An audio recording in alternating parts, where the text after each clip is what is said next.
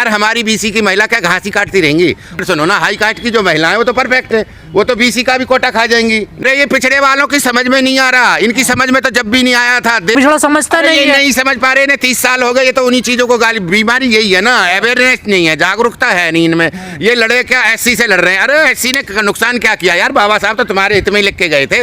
अब तुम्हारी समझ में अब भी नहीं आ रहा। दो धर्म की रक्षा जो करेगा वही करेंगे ना, जो लाल पूछ वाले हैं। हम क्यों करेंगे? लाल पूछ वाले धर्म की रक्षा करेंगे जो जॉब खा रहे हैं हमारी। इस हिसाब से देखो मोदी जी ना, जो ये सिस्टम लाते हैं ना, बार बार जो लाते हैं, कंफ्यूज करते हैं। वैसे तो बोलते हैं कि मैं बीसी का हूँ, और बीसी का कोई भी बीसी के फेवर की कोई बात होती नहीं है उसमें। जो इन्होंने सुदामा कोटा भी किया है ना, उस सुदामा कोटा में ही बीसी का ही काट के खा जाते हैं। दिल्ली पुलिस की वैकेंसी निकली है, देखो एक मिनट सुनो, 28% ओबीसी का आरक्षण है, उसकी भी 800 ही सीटें हैं। और उसका क्या नाम है, सुदामा कोटा है, उसकी 10% रिजर्वेशन है, उसकी भी 800 ही सीटें। यार देख नहीं रहे, ये उसमें खा गए। अब बचा इसका, महिलाओं का जो आरक्षण किया है इन्होंने, उसमें ऐसी राजनीति कर दी है, उसमें बीसी की महिला का तो कोई नाम ही नहीं है। भाई देश की जनता 60% बीसी की है, और जो बीसी वाले हैं, मान लो एक बात तो बताओ, जो धोबी हैं, खटीक है, कुम्हार हैं, नाई हैं, जोगी हैं, इनका बताओ, ये बीसी में आते हैं हमारे साथ में, यादव हैं, जाट हैं, समझ रहे हो? तो इनको तो कुछ मिला ही नहीं। इसका मतलब सीधा सीधा इन्होंने ये कर दिया है कि जो भी होगा हाई कास्ट, महिला होती है ना, पिछड़े की हो या अपर कास्ट हो। अरे अपर कास्ट की हो तो यही बहका बहका के तो आज ये बता दो मुझे कि इस देश में जो हॉस्पिटल है वो कितने के, वही 2-3% लोगों के, उन्हीं के हाई कास्ट वालों के। जितने यूनिवर्सिटी हैं वो उन्हीं की हैं, 2-3% वालों की। जितने जज हैं वही 2-3% वाले हैं। जितने प्रोफेसर हैं वही 2-3% वाले हैं। जितने हाईवे के या किसी भी चीज का जो टेंडर है, जो कॉन्ट्रैक्टर है बड़े बड़े, वो सब उसी के 2-3%। मंदिर यही तो कहा था। अब जब सारी तुमने पूरा स्ट्रक्चर, पूरा इंफ्रास्ट्रक्चर तो सारा कैप्चर कर रखा है, अब बचा ये आया था। अब मान लो पंचायत, आप प्रोफेसर बनोगे, देखो एक मिनट तो क्यों नहीं बन सकता यार? बीसी वाला क्या उसने नाज नहीं खाया क्या? कौन लगाएगा? क्यों ये किसने लिखा था? ये संविधान किसने, नहीं संविधान किसने लिखा था? और जिसके ऊपर ये मंदिर के ऊपर रामायण किसने लिखी थी? बता दो ना। वो भी तो कोई पिछड़े और वही थे, ओबीसी और SC/ST थे, हाँ दलित थे, अछूत थे। हाँ, तो जब उन्होंने ये चीज, उसके ऊपर तुम इतना वो कर रहे हो, अपनी वो चला रहे हो, सत्ता को चला रहे हो, तो कम से कम इतना तो देखो। बीसी में क्या माइंड नहीं है क्या? तुमने बीसी को कुछ दिया नहीं। जब राजीव गांधी ने पीछे जब पंचायती राज ये लागू किया था तो 3 स्तर का किया था, और वो 3 स्तर ग्रामीण स्तर होता था, ब्लॉक स्तर हो गया, जिला स्तर। उनमें हमारा आरक्षण है, तो हमारा विधायक और सांसद में क्यों नहीं है? पिछड़ों को आरक्षण हमारे वाले तो ये तो मुर्गा बन गए, शतरमुर्ग बन गए। इन्हें कुछ दिखता नहीं, इन्हें अपने बच्चे दिखते हैं, अपनी कुर्सी दिखती है। हरामखोरों को इन्होंने बीसी का इतना सत्यानाश कर दिया, क्योंकि बीसी है जो वो खेतीबाड़ी करता, ना तो उनकी MSP आज तक इन्होंने दी 77 साल में, और ना इनको कोई चीज जो मांगता है बीसी उसको देते हैं। और हमारे नेता जो प्रतिनिधित्व कर रहे हैं ना हमारे, ये कान खोल कर सुन लें को, तुम ज्यादा दिन के नहीं हो, अपने इस जो अपना चला रहे हो ना बिजनेस व्यापार तुम। वैसे मोदी जी मुझे एक बात में बहुत अच्छे लगते हैं कि जब वो ये कहते हैं ना कि ये जो इन्होंने बना रखा है ना, नहीं समझ रहे, अपना बेटा, दादा, परदादा और नीचे वालों के लिए भी करके जा रहे हैं, सीटों को रिजर्व करके। यार हमारी बीसी की महिला क्या घास ही काटती रहेंगी? उनका केवल यही योगदान है। उनकी कितनी पीढ़ी पीछे खप गई हैं। इस देश की आज़ादी में लड़ाई लड़ी, सब में लड़ रहे हैं। बीसी बढ़ चढ़ के सबसे ज़्यादा हिस्सा लेता है। आज भी देश का जो पेट पालता है, और हर जीव जंतु का पेट पाल रहा है, चींटी से लेकर हाथी तक का पेट पाल, उसका यार आरक्षण नहीं है। नहीं, तुमने ऊपर वालों का भी कर लिया, अब वो तो परफेक्ट है। भाई देख, एक मिनट सुनो ना, हाई कास्ट की जो महिलाएं वो तो परफेक्ट है, वो तो बीसी का भी कोटा खा जाएंगी। नहीं समझ रहे, ये तो और बीसी कम हो गया ना भाई। 207 बीसी आते थे। पिछले समझ क्यों नहीं रहे इस बात को? अब हमारी संसद में जो संसद है, इसमें समझ क्यों नहीं रहे इस बात को? इसमें 207 सांसद हैं हमारे, और अगर वो आरक्षण लागू होता है महिला वाला, तो हम 170 से ज्यादा लड़ ही नहीं सकते। महिला खा जाएंगी, हमारी जनरल वाली महिला खा जाएंगी हमारे ओबीसी के पूरे कोटा को।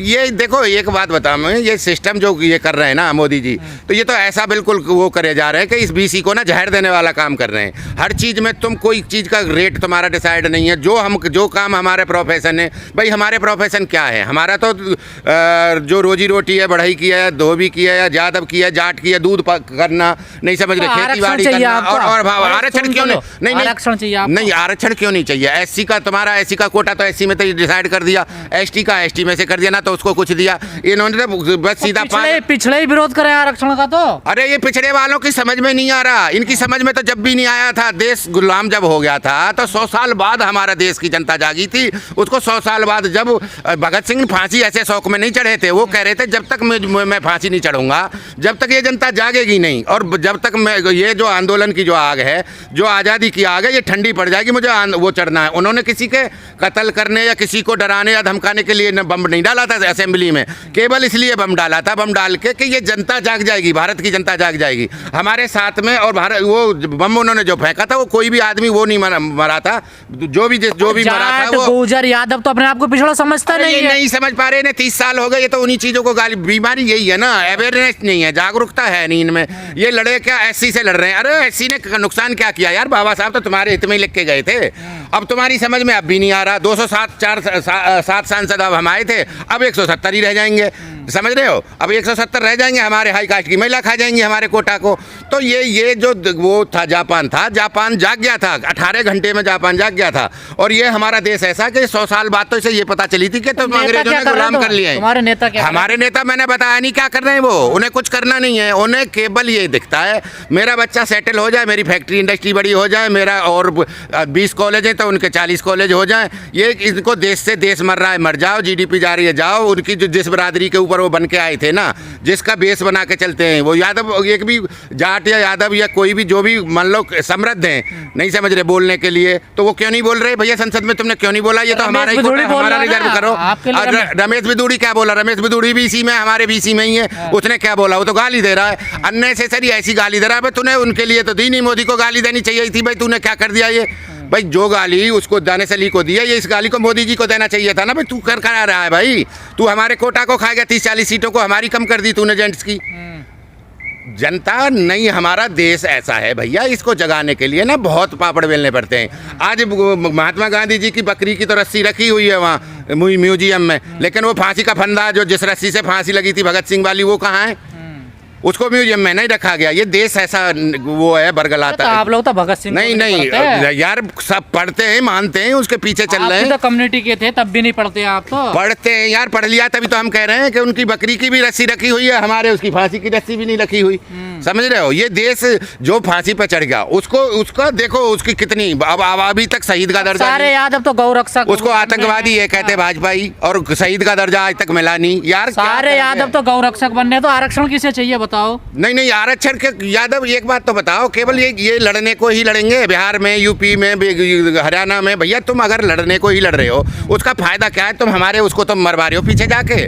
जो हमारा जो आरक्षण है वो आप उसके लिए क्यों ना लड़ाई लड़ रहे? आप देखो तब जब तक जिंदा थे मुलायम सिंह जी, उन्होंने नहीं होने दिया। क्यों नहीं होने दिया? इसीलिए नहीं होने दिया कि उनका जा रहा था, वो समझदारी में ले गए काम। लेकिन ये क्या कर रहे हैं, ये जो बच्चे नए नए आए हैं और ये आके इन पर इतना ध्यान नहीं है कि ये हमारे आरक्षण खा रहे हैं। तो ये बताया तो सही, गौ रक्षक बन रहे हैं, ये तो गाँव की रक्षा कर रहे हैं। देखो गाय तो एक हमारा, देखो एक मिनट सुनो ना, हमारे धर्म में और उसमें गाय को बहुत बड़ा, सबसे बड़ा जानवरों में देखो हमारी माता का दर्जा दिया गया है। वो हमारी भावना है, उसको तो हम देखो पालेंगे। अधिकार के लिए तो लड़ सकते हैं ना, अपने अधिकार के लिए। हाँ, वो अधिकार के लिए लड़ना चाहिए। अब तुम अब नहीं बोल रहे तो कब बोलोगे? नहीं समझ रहे जो ये काम कर रहे हैं। और जब ओबीसी बनते हैं, हालांकि हमें पता है एक्सीडेंटल ओबीसी हैं, उनका डीएनए तराजू है मोदी जी का, वो कभी ओबीसी हो ही नहीं सकते। जिसने कभी पिछड़े हैं वो। अरे यार, जिसने कभी दराती नहीं पकड़ी, जिसके कोई खेत नहीं है, जिसके कोई किसानी नहीं की, जिसने कोई फावड़ा नहीं चलाया, हल नहीं चलाया, वो कैसे ओबीसी हो जाएगा?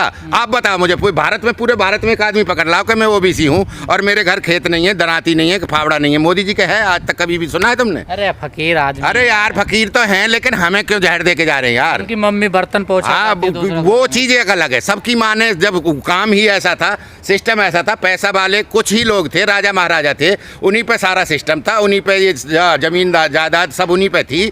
और उसके बाद में सबकी माँ करती थी, हमारी भी माँ आज भी करती है, घास काट के लाती है। मैं चाहे इंजीनियर हूँ, मेरे भाई 4 भी इंजीनियर है, प्रोफेसर भी है मेरा भाई, समझ रहे हो? लेकिन मेरी माँ अब भी घास काटती है, चारा काटती है। जिसका जो काम था वो करता था, वो मोदी जी की माँ ने कोई अलग नहीं किया था। मेरी माँ का जो काम था उसने अपने बच्चों को पालने के लिए वही काम किया। तो अधिकार चाहिए आप यार? भी अधिकार क्यों नहीं चाहिए यार? ये कम से कम अधिकार हमारा, कम से कम प्रोफेसर बनोगे अब? हमारे में से तो मत मत लो, प्रोफेसर बनेंगे, जज बनेंगे, हम क्यों नहीं बनेंगे भाई? हमें क्यों? हमारा एक बात तो बताओ, हम पढ़े लिखे नहीं है, क्या इनसे माइंडेड कोई कम है? ये धर्म की बताओ। रक्षा कौन नहीं, करेगा? अरे धर्म की रक्षा जो करेगा वही करेंगे ना, जो लाल पूछ वाले हैं। हम क्यों करेंगे? लाल पूछ वाले धर्म की रक्षा करेंगे, जो जॉब खा रहे हैं हमारी।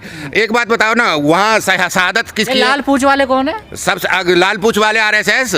हाँ, लाल पूछ RSS बीजेपी वाले करेंगे ना धर्म की रक्षा, हम क्यों करेंगे? हमें कुछ दिया है क्या भाई? हमें हमारे तो उसमें आरक्षण में भी तुम खाए जा रहे हो, हमारे सांसद और MP को भी खाए जा रहे हो तुम। अब विधायक जब बनेंगे, विधायक मुझे लग रहा है EWS लागू होगा, मुझे, तब तो अरे नहीं आप लोगों ने। अरे भाई कम से कम मेरे तो 40 विधायक तो वहाँ कम होंगे BC के, UP में संसद में कम होंगे 40 सांसद। ऐसे ही करके पूरे प्रदेश में लगाओगे तो हमारे तो BC के कम से कम इन्होंने 600 विधायक और सांसद कम कर दिए।